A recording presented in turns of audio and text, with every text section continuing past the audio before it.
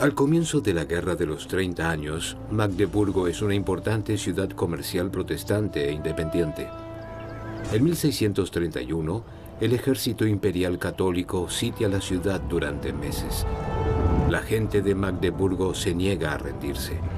Esperan la ayuda de Suecia. Al parecer, las tropas de Gustavo Adolfo están cerca. La esperanza se convierte en su perdición. En la mañana del 20 de mayo, las tropas católicas se lanzan sobre Magdeburgo y comienza una de las masacres más terribles de toda la guerra.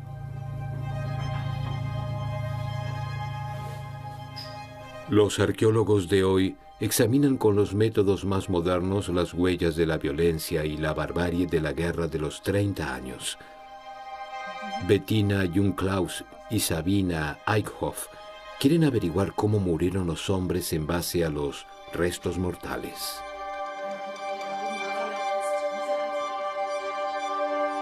Tenemos la segunda vértebra cervical. Es como un borde de corte recto. Sí, exacto. Aquí adelante también se ve una pequeña muesca. Tal vez fue una daga, un tajo en la garganta. ¿De frente?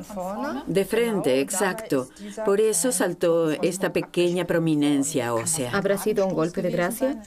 Tal vez de un camarada de sus propias filas. A lo mejor, y seguro murió por eso. Los mercenarios tienen un duro destino en todos los frentes. Marchan durante horas por paisajes desiertos. Comen poco y nada. Padecen condiciones higiénicas desastrosas y epidemias. Por sus privaciones y su hambre, se desangra la población. Cuanto más tiempo dura la guerra, mayor es su brutalidad. Muchos no conocen más que la guerra.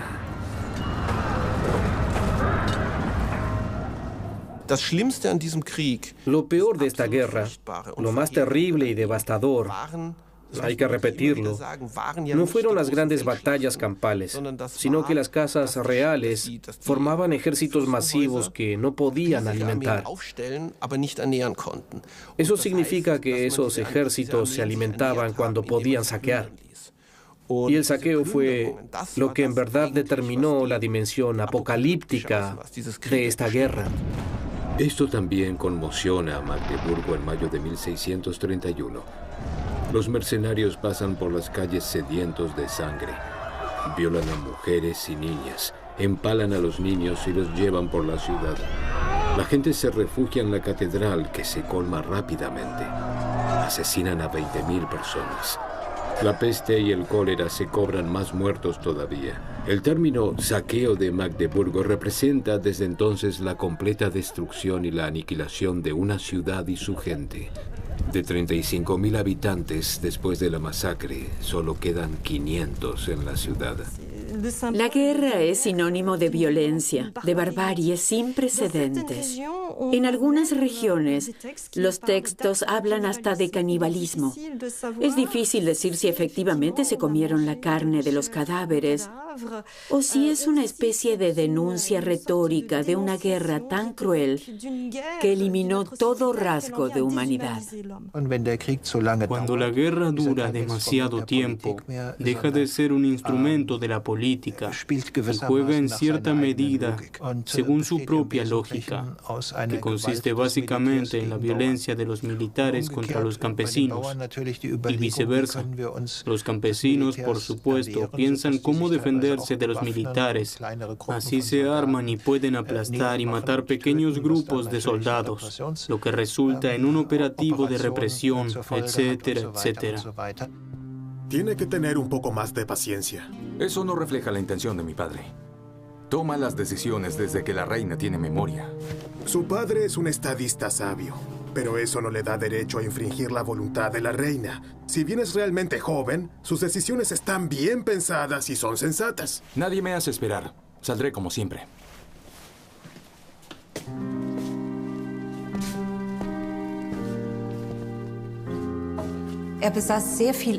Salvius tenía mucha experiencia y por el contrario, Oxenstierna era un novato, un diplomático.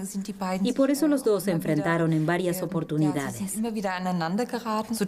Así que tenemos el problema de que efectivamente esta delegación sueca no estaba de acuerdo a nivel personal ni a nivel político. Perdón por la demora. Disculpe, Excelencia, pero el conde Oxenstierna tiene sus compromisos.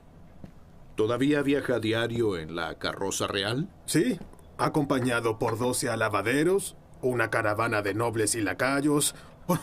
Por favor, Excelencia. Gracias. Bueno, tal vez encontremos una solución a la cuestión de Pomerania en este grupo más pequeño. Entonces, ¿el emperador quiere una parte de Pomerania?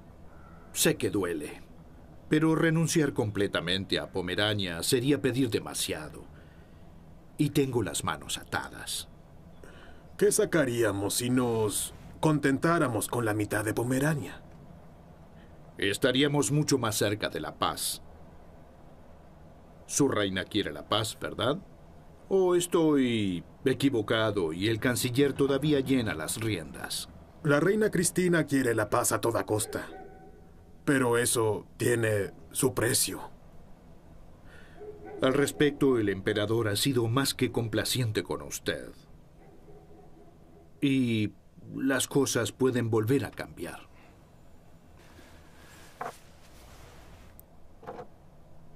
He cambiado de idea, no saldré hoy. ¿Y? ¿Los caballeros no han llegado a un acuerdo aún? Bien, creo que hemos avanzado muchísimo. La paz no va a frustrarse por culpa nuestra. ¿Por culpa nuestra?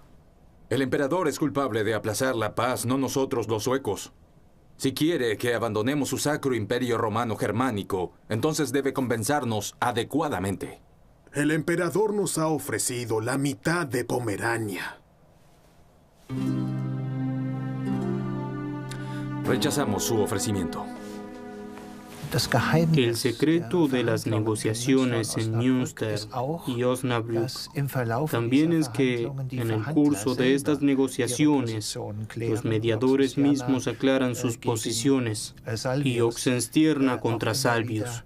Uno siempre se entromete en los planes del otro.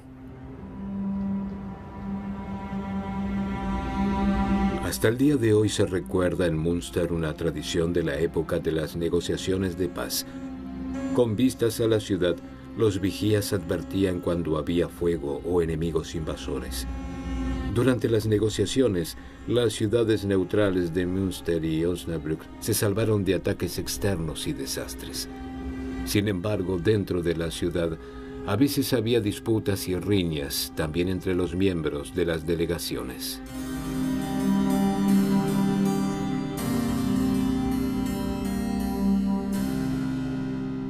Los franceses han revelado sus demandas máximas y para el emperador van demasiado lejos. Tal vez habría que aclarar las cosas en el campo de batalla. No es eso lo que debemos hacer. Al menos no conmigo. No habrá una solución militar. Antes dejo este Congreso. Con este procedimiento de hablar primero con los franceses y después con los suecos y dejar los estados imperiales para lo último, Trautmannsdorf sabía que debía rendirle tributo al punto de vista imperial. Mi plan es unir los estados imperiales y ponerlos de nuestro lado. Solo si estamos unidos, tendremos una posibilidad de imponernos a las demandas de las dos coronas. La pregunta es si se pueden unir los estados imperiales. ¿Los protestantes riñen con los católicos, los moderados con los radicales? Debemos intentarlo. En sus filas va apareciendo lentamente la resistencia contra las demandas de las dos coronas, y la quiero aprovechar. Los estados imperiales abarcan príncipes electores clericales y seculares, príncipes soberanos y ciudades imperiales libres. Los representantes principales de la parte católica son los obispos de Colonia, Maguncia y Treveris, así como el duque de Baviera. Del lado protestante están los príncipes electores del Palatinado renano, Sajonia y Brandeburgo. Los protestantes envían a sus delegados a Osnabrück, los católicos a Münster. ¿El protestante Tumsgirin? Es uno de los representantes más importantes de los estados imperiales. Llegará de un momento a otro. Debemos hablar con todas las partes, Volmar, antes de perder a la gente del imperio. Al emperador no le gustaría ser la cabeza de un águila imperial desplumada. En realidad, los estados imperiales tenían muchísimo interés porque la guerra se acabara pronto. Por supuesto que es una idea que primero tuvo que madurar. Los aproximadamente 300 estados imperiales tienen voto en la Dieta Imperial de Ratisbona. Alrededor de un tercio participa en las negociaciones de Münster y Osnabrück. La grieta religiosa atraviesa sus filas. Además, dentro de las agrupaciones hay tensiones entre los representantes de las corrientes moderada y radical. Algunos estados imperiales se han aliado con Suecia, otros con Francia.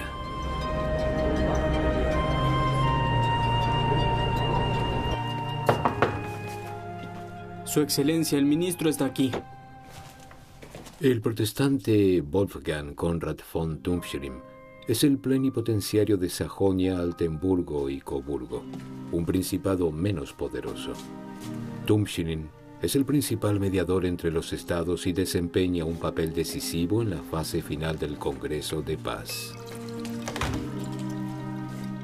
Los estados imperiales quieren saber cómo será el trato con ellos después de la guerra. Esto se aplica a amnistía, resolución de bienes seculares y libertad de culto. Si tomamos la resolución de la libertad de culto como requisito, nunca nos pondremos de acuerdo. Tenemos que separar las cuestiones de política y de religión. Hay que separar el motivo de conflicto tan peligroso. Solo así tendremos la posibilidad de hacer las paces. De imponernos ante las demandas de las dos coronas. En compensación, reconoceremos la igualdad entre las religiones siempre y cuando esto no afecte las tierras hereditarias del emperador. Lo importante es que estemos de acuerdo. La guerra se disputa a expensas de los campesinos. Donde antes jugaban los niños y la gente laboriosa cultivaba los campos, no se ve más que tierra quemada. Una sola marcha destruye la labor de todo un año. Los niños gimen de hambre y los padres se unen a los ejércitos de incendiarios asesinos. La mejor protección contra la opresión es oprimir. Voy a negociar. Excelencia. Doctor.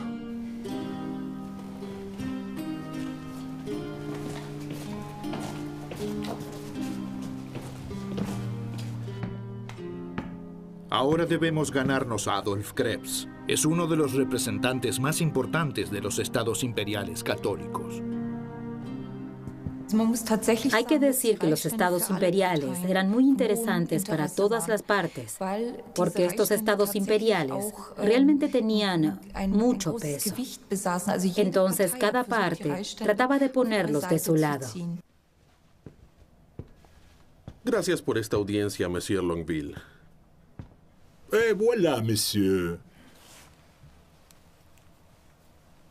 El católico Johann Adolf Krebs es el plenipotenciario del príncipe elector Maximiliano de Baviera. Con ayuda de Maximiliano, los Habsburgo han librado y ganado muchas batallas, pero Baviera ha sido invadida por tropas varias veces y la confianza en el emperador se desvanece. Prefiero no aceptarlo. No podré corresponderlo. Vamos, señor Krebs. No tiene por qué hacerlo. Me da mucho placer hacer regalos. Bueno, de todos modos, no me parece muy bien oponerse a las demandas francesas. Solo retrasa la paz. Baviera ha pasado por mucho sufrimiento. Nuestras tropas tampoco lo permitirán más. Espero que Dios lo oiga.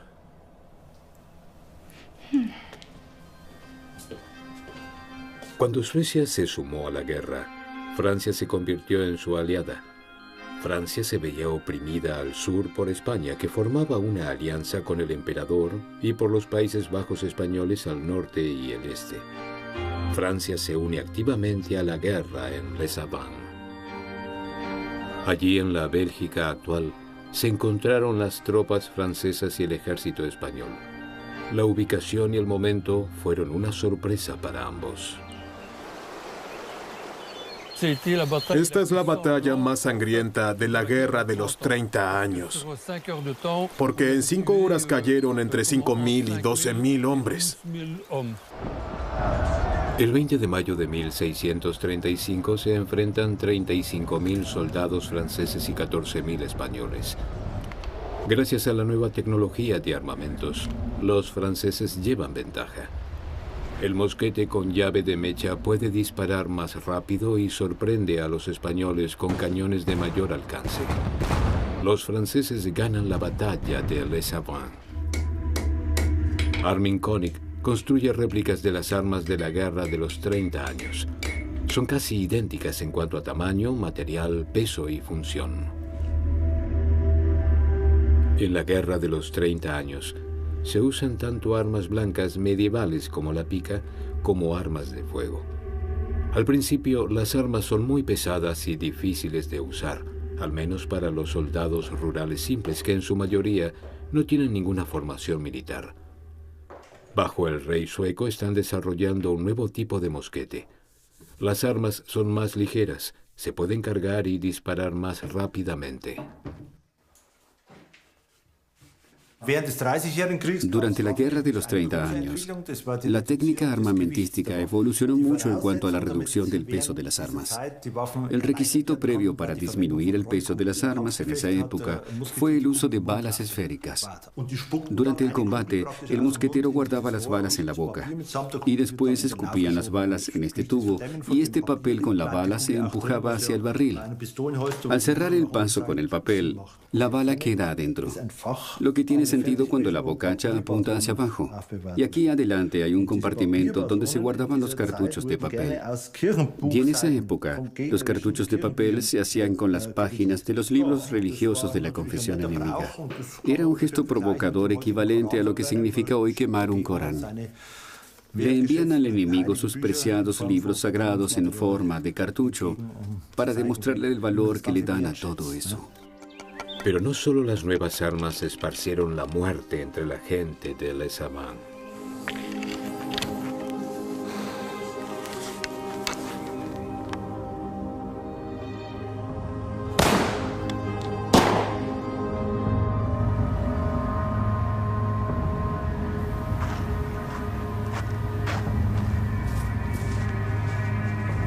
Como los habitantes de Le Havens huyeron antes de la batalla, la peste se extendió muy rápidamente porque los que murieron en batalla no fueron enterrados. Cuando los pobladores de Le Havens regresaron 3 años después, la peste ya estaba en la región. Se cavaron 7 grandes pozos para enterrar a los muertos. Aquí hay una colina en medio de la hondonada. Tengo la impresión de que es una de las tumbas de la batalla.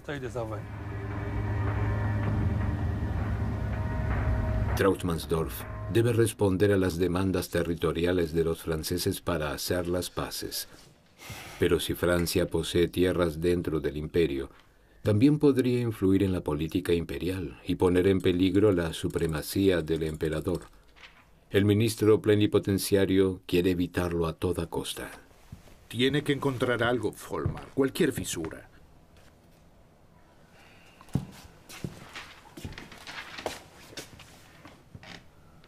Repasémoslo de nuevo. Si los franceses reciben tierras a modo de feudo, podrían influir activamente en la política a través de la dieta imperial, ¿verdad? Y teóricamente, también existe la posibilidad de que el rey francés se haga coronar como emperador. El plenipotenciario español Peñaranda desea hablarle. Dice que es urgente. No estamos. Dígale que estamos en la fiesta de Longueville. Jamás va. Tal vez deberíamos hablar un momento con él. ¿Para qué? Ya sabemos que está en contra de nuestro acuerdo con los franceses. Que se vaya a quejar de nuevo con el emperador. Ya debatimos suficiente con él. Ahora que se vaya. ¿Y ahora qué? Es que yo... Ya ve que no estamos. ¡Fuera!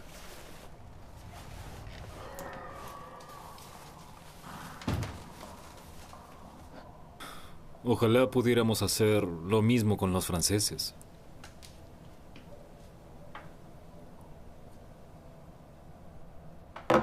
Eso es, Volmar. Fuera. Fuera con ellos. No les daremos a los franceses las tierras a modo de feudo. Que se las queden, esa es la solución. ¿Le va a agradar al emperador? Por supuesto. Si Francia se convirtiera en un señor feudal, el rey francés tendría muchas más posibilidades de influir en el imperio. Pero si eso es su propiedad soberana, nos deshacemos de ellos. Así los franceses no tendrán influencia en nuestra política imperial. ¿Y dejaríamos de tener la preocupación de que el rey Luis o uno de sus sucesores participaran en la elección imperial? Podría tanto como el rey de China. Pero tienen un emperador. Sí, ya sabe lo que quiero decir. Claro que es una pérdida para Fernando III, pero no se va a morir. Sabía que se le ocurriría algo. Volmar. Todo lo que debemos hacer es convencer a los franceses. Los franceses se avienen al trato.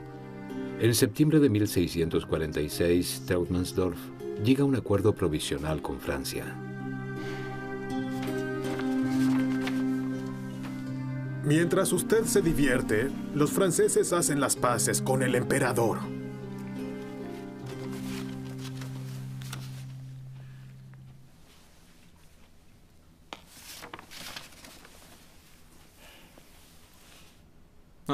¿Y? Eso es solo un bosquejo. ¿Ve todo lo que reciben los franceses? ¿Cuánto más esperará Longueville hasta aprobarlo todo?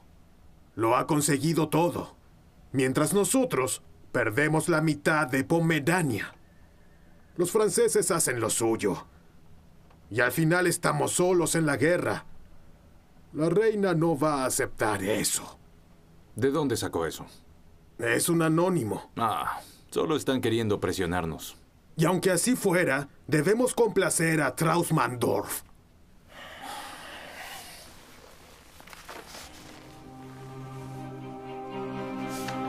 En febrero de 1647, los embajadores suecos aceptan la oferta de Trautsmansdorf. Suecia se muestra de acuerdo con la división de Pomerania. ¡Qué gratificante! Debemos hablar sobre la prohibición del culto evangélico público en las tierras de los Habsburgo. Sugiero que negociemos eso más tarde. Eso no lo negociaremos. El emperador cree que sería el primer caso para extinguir la fe católica. Hay que revocar esa prohibición. Nuestros hermanos protestantes deben poder ejercer libremente su religión en las tierras hereditarias. No. Eso es tabú para el emperador. El emperador preferiría perder el cetro y la corona, el cuerpo y la vida antes de socavar esa prohibición. Podría ocurrir fácilmente.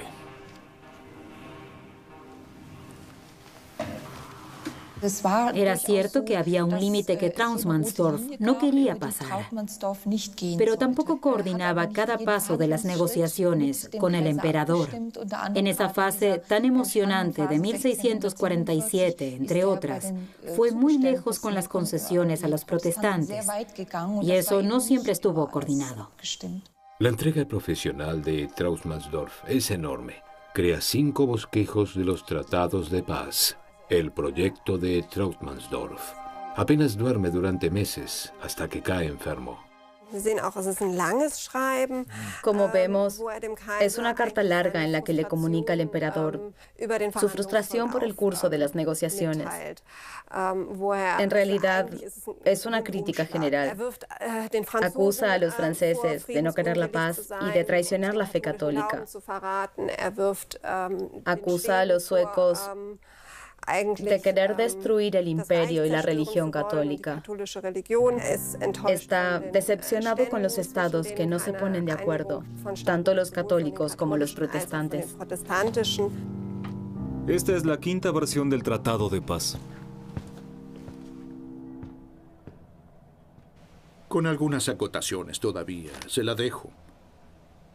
Ahora los suecos quieren consensuar con los franceses. Hay que esperar los informes de los estados imperiales.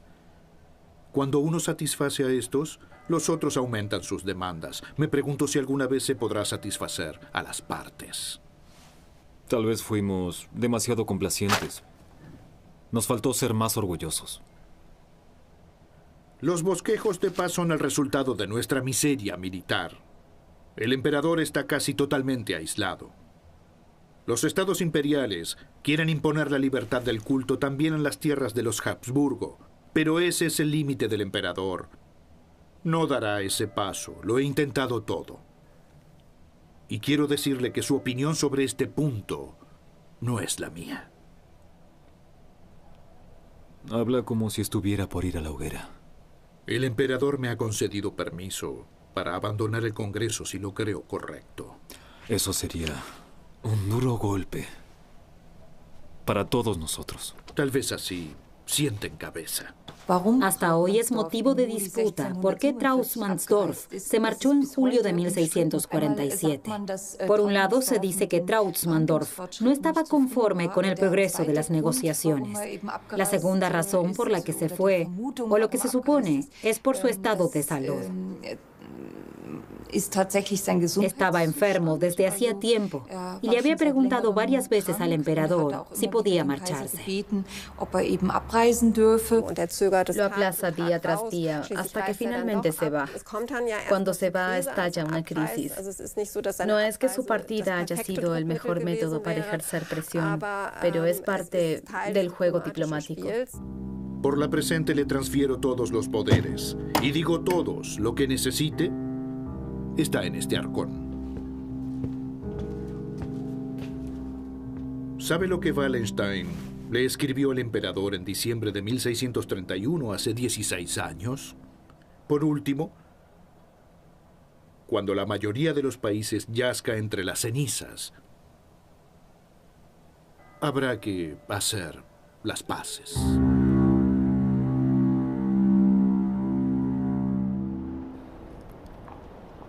También los periódicos de la época informan sobre la partida de Trautsmansdorf.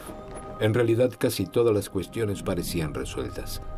La paz estaba al alcance de la mano.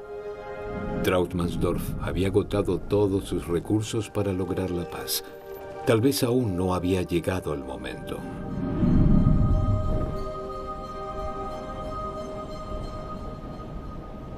La prensa participa de forma activa en el proceso de paz. En el siglo XVII, su centro está en la ciudad por entonces neerlandesa de Amberes. Peter Arnold Heuser investiga la influencia de las publicaciones de esa época. La imprenta de Christophe Lantin, con sede en Amberes, se ha conservado en estado original.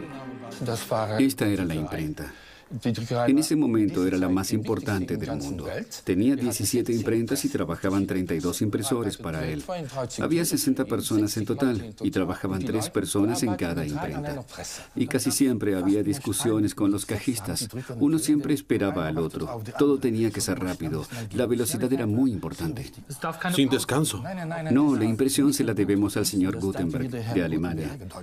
Antes, todos los libros se escribían a mano. Era una tarea bastante costosa y había muy pocas personas que podían pagarlo. Con la impresión se volvió más barato. No mucho más, pero era accesible. Y por eso se expandió el conocimiento. Y así comenzó una revolución de la comunicación. Absolutamente. El conocimiento se fue democratizando poco a poco, por así decirlo. A fines del siglo XVI, eso fue un renacimiento.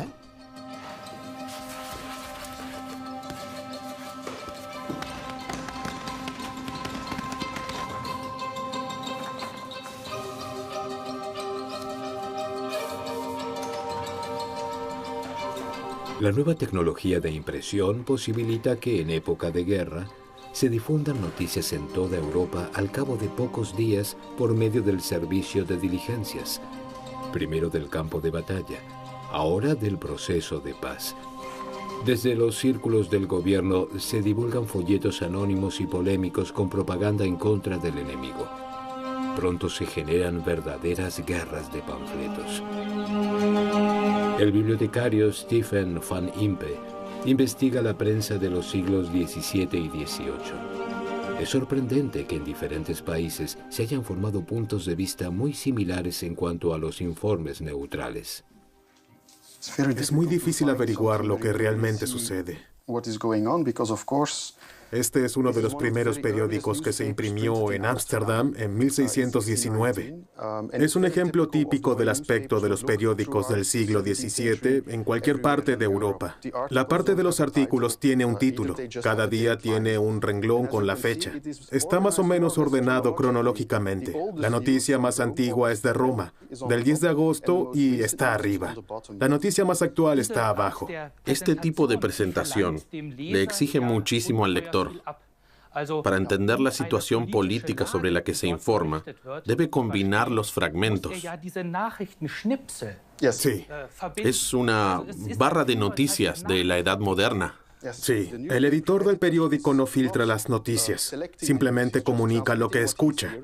El lector debe averiguar lo que cree que es cierto y cuáles son las noticias falsas. En Alemania, la ciudad imperial de Colonia, que se ha declarado neutral, es un baluarte de la prensa floreciente.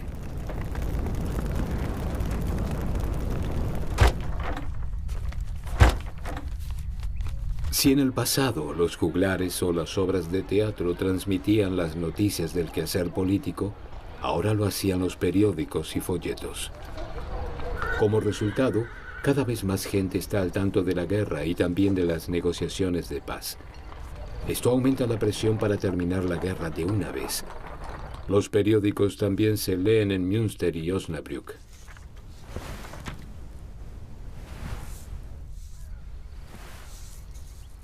No podemos resolver todas las cuestiones ahora. En primer lugar, se trata de la paz general. Tungsrin ha organizado reuniones secretas entre protestantes y católicos. Reanuda el plan de Traunsmansdorf para unificar los estados imperiales, pero los protestantes desconfían de los católicos. Tumsin y Krebs son las figuras principales en la fase final de la paz de Westfalia. Tumsin era decididamente luterano y sumamente marcado por el luteranismo. Krebs está muy influenciado por el catolicismo. Sin embargo, esto solo desempeñó una función secundaria con vista a la paz. Lo decisivo era el tratado de paz. Todo lo demás no importaba en ese momento. Ahora como antes, no soy amigo de los protestantes. Pero el comportamiento fanático de algunos católicos a mí también me resulta insostenible. Solo lo lograremos si estamos unidos. Y los católicos necesitan la paz tanto como nosotros. Tenemos que transitar una tercera vía. Efectivamente, los estados imperiales católicos y protestantes se unen en un tercer partido.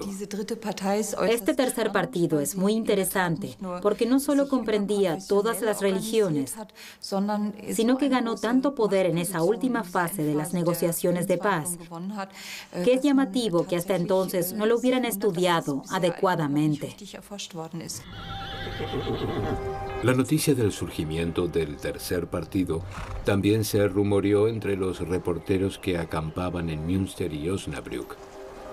Alimenta la esperanza de que suceda algo en lo que ya nadie se atreve a creer: la paz. Así es como el llamado a un tratado de paz se hace sentir cada vez más en panfletos y periódicos. Los hombres del tercer partido obligan a los plenipotenciarios de las grandes potencias a sentarse a la mesa. Cambian la forma de negociar, separan los asuntos religiosos de los políticos. Es decisivo que cada cuestión se resuelva de forma vinculante antes de pasar a la siguiente. Para eso se basan en el trabajo preliminar de Traunsmansdorf.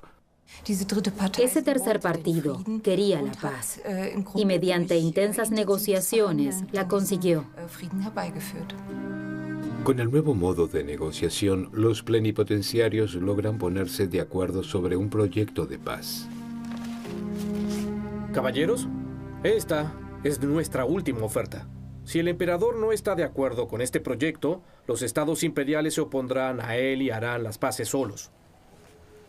Se enfrentaría a un aislamiento total. Ahora depende del emperador. El tiempo apremia. Haré lo mejor que pueda. A partir de mediados de septiembre de 1648, aumenta drásticamente la tensión. Son las últimas semanas en las que hay que hacer las paces.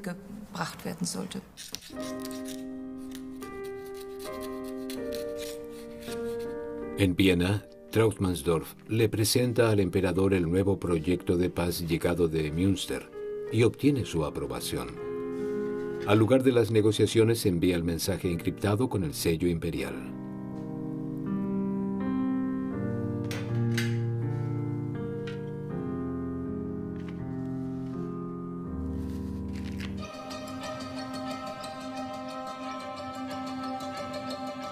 Allí esperan al mensajero ansiosamente. Todo depende del consentimiento del emperador. Como Volmar, su plenipotenciario, no da señales de vida, los representantes del tercer partido desconfían. Temen una mala pasada. ¿Sí? Su Excelencia. Caballeros. Queremos ver la misiva imperial ahora. Sabemos de buena fuente que ya la tiene. ¿Pero cómo? Esta no es la mejor manera. Así que puede ir soltándome.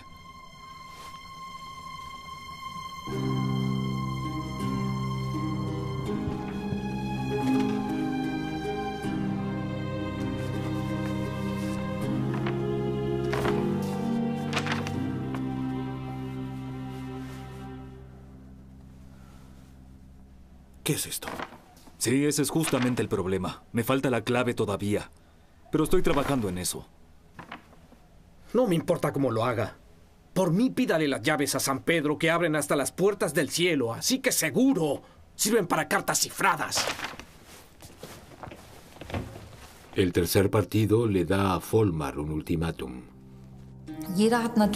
En Münster, todos creyeron que era una estrategia para ganar tiempo. Y Volmar se vio bajo tanta presión que trató de descifrar esa carta. Volmar se esfuerza con afán día y noche. Una jugada individual del tercer partido sería un desastre para el emperador y también para él. Volmar se sentó y entonces trató de descifrar ese código. Y aquí tenemos el intento de Volmar de descifrar la clave. Estas son sus anotaciones, donde lo desarma, y aquí sus dibujos. Exacto, sus dibujos donde garabateaba un poco mientras pensaba.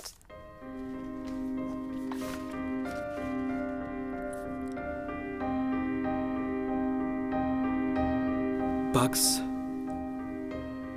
Sit. Lo tengo. Lo tengo. Que sea la paz.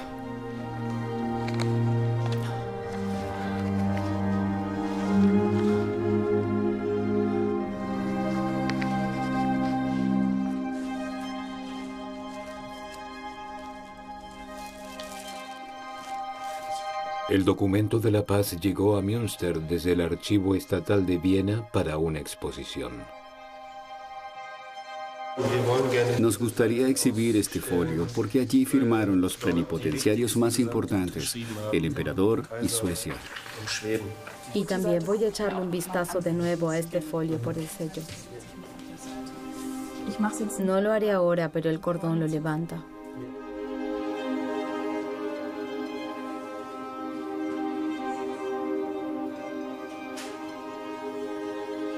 El emperador y los estados imperiales concluyen un tratado con Francia y Suecia que toma en cuenta a todas las partes. Contiene más de 300 párrafos, por cada una de cuyas oraciones hubo que luchar duramente. Iguala legalmente las denominaciones y sirve de base para la paz religiosa. Sin lugar a dudas, la Guerra de los 30 años fue traumática para los contemporáneos. La paz de Westfalia es un bastión contra la barbarie. Básicamente establecieron que las cuestiones religiosas y las disputas religiosas no se pueden resolver. Son imposibles de resolver. Pero de todos modos, las confesiones deben convivir. Y para eso es decisiva una solución político-legal. Es algo que tal vez podamos adoptar hoy, que las cuestiones religiosas o la cuestión de la verdad de la religión no se puede resolver o decidir sin más, pero la convivencia se puede regular legal y políticamente. Supuestamente, a partir de las negociaciones en Münster y Osnabrück, hoy se puede aprender que la paz no se logra por la buena voluntad de algunos hombres mayores, como Putin, Erdogan y Rouhani, sino que es un asunto muy largo de la diplomacia. El 24 de octubre de 1648 se proclama en Münster la paz de Westfalia. Frente a la corte, la gente espera ansiosamente a los ministros plenipotenciarios. Los tratados de paz se leen en toda su extensión. Los plenipotenciarios firman por turno. La ceremonia dura horas. A las 21 doblan por fin las campanas de la iglesia. Los 70 cañones de las murallas disparan 3 salvas cada uno. El mensajero de la paz anuncia la paz en todo el país. La mayor obra de paz de la Edad Moderna concluye la Guerra de los 30 años. Creo que lo que está fuera de discusión es que si hay un hombre que la dio por finalizada, ese hombre es Traumanndorf.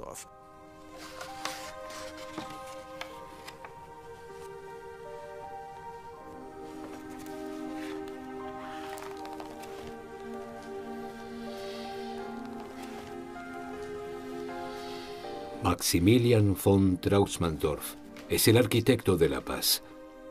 Muere en Viena 2 años después de la firma del contrato, a la edad de 66 años.